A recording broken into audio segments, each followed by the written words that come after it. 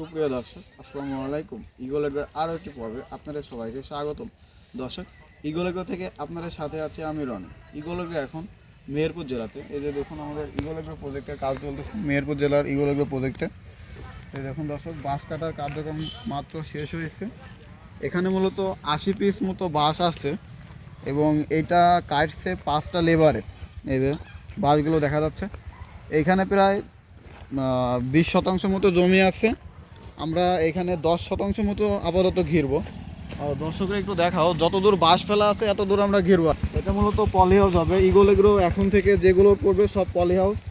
আমরা কুষ্টিয়া জেলাতে সাফল্যর পর এবার মেহেরপুর জেলাতে ঢুকছি। মেহেরপুর জেলাতে আমরা এখন পলি হাউস করবো। এরপরে আমাদের নেক্সট টার্গেট, অর্থাৎ আপনারা যেখানে বলবেন আমরা সেইখানে পলি হাউস দিব। এর পরবর্তীতে আমাদের চুয়াডাঙ্গাতে পলি হাউস দেওয়ার একটা টার্গেট আছে। এই যে দেখুন আমাদের সম্পূর্ণ এরিয়াটা খুবই সুন্দর লাগতেছে।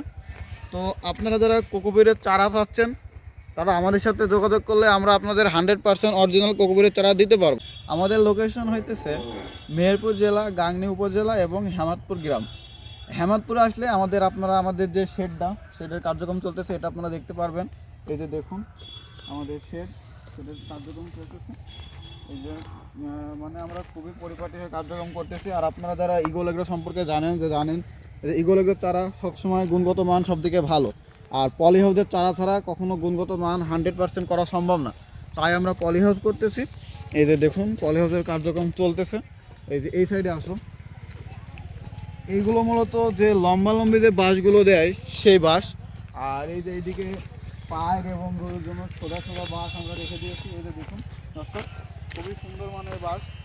আপনারা যারা পলি হাউস সম্পর্কে, তবে আপনাদের আরেকটা তথ্য দিয়ে আমি সাহায্য, আপনারা যারা ইগল এগ্রো থেকে চারা ক্রয় করেছেন তারা জানেন যে ইগল এগ্রোর চারার গুণগত মান খুবই ভালো।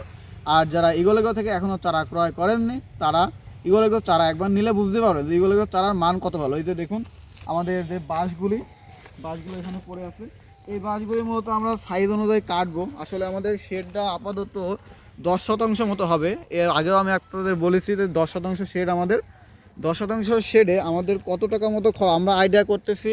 আমাদের এইখানে প্রায় 4 লক্ষ টাকা মতো খরচ হবে টোটাল। একটা বীজ কেনা দিয়ে ট্রে, তারপরে কোকোফিট, তারপরে শেডের যে খরচ, এটা টোটাল করতে গিয়ে আমাদের 4 লক্ষ টাকা মতো খরচ আসতে পারে। আমি একটা আইডিয়া করতেছি, তবে এর কমও আসতে পারে, এর বেশিও আসতে পারে।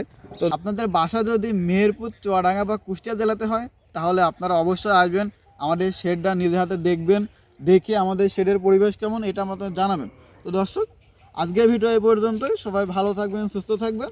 দেখা হবে নতুন কোনো ভিডিওতে। খোদা হাফেজ।